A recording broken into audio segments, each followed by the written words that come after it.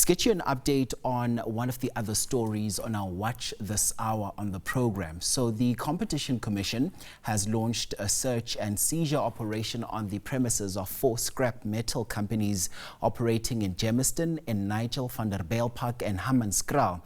The Commission is probing allegations that several major players in the industry have coordinated price adjustments for shredded and processed scrap metal used in the production of long steel products. Here's SABC News reporter Nosiph, Radebe, who's out in Vanderbijlpark for us at the Cape Gate company.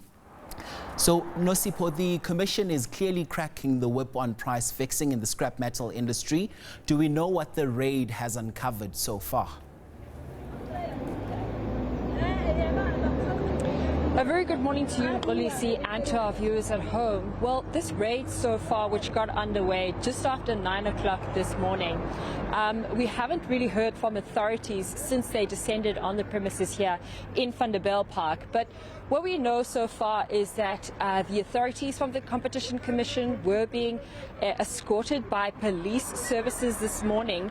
So there was about a dozen cars that came in here, and they're expected to seize equipment or documents that relates to their investigation, as you point out, to the price fixing. So those companies, of course, then they'll be getting the information with regards to this investigation that actually started earlier this year, and the Competition Commission is looking into alleged fixing of prices or trading conditions, which would be in breach of Section 41B of the Competition Act. So any information or any documents that they find on the premises this morning will relate to that investigation that, as I mentioned, has been going on since the beginning of this year.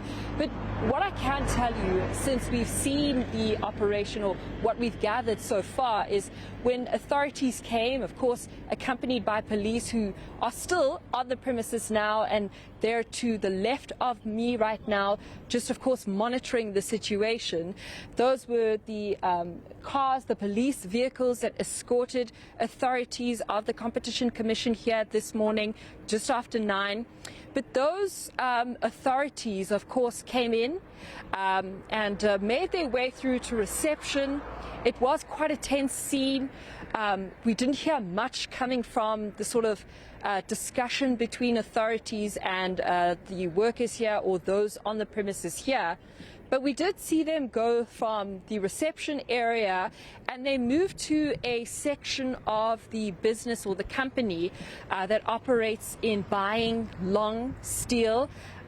We did see them come in and move to a section of the business here that looks sort of like an administrative part of the business, glass doors, and of course they had spoken to some of the workers here, employees here, telling them, of course, that they had come for, as part of their raid, their search and seizure, to get equipment, to get, of course, documents and anything else that will be used as part of their investigation.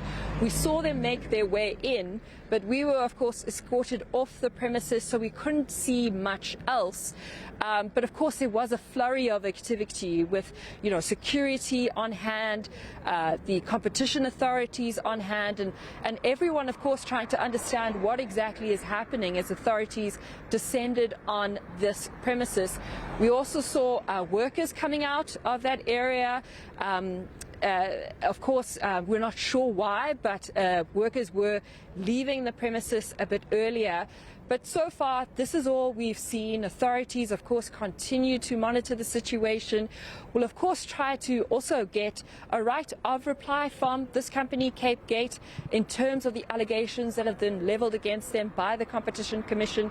Just an understanding of the issue, because, of course, price fixing, has implications in terms of competition in the industry, and of course authorities will be clamping down and making sure then that this activity that is being investigated is uncovered, and they get to the bottom of course, what is happening, because it does have implications then for the industry, as I point out, price fixing for buyers of the long steel.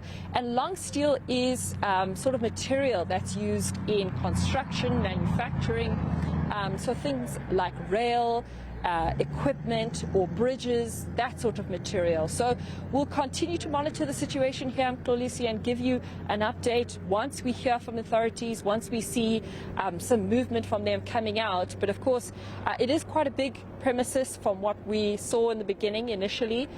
So of course, there's probably a lot they'll need to get through this morning. But we'll be here to get the sort of right of reply from the implicated parties and also just from authorities, get an understanding of what's been uncovered so far. But for now, Xolisi, it is over to you in studio. All right, that's our Nosiph Radebe, keeping a very close eye on developments on that story. Thanks so much for that update.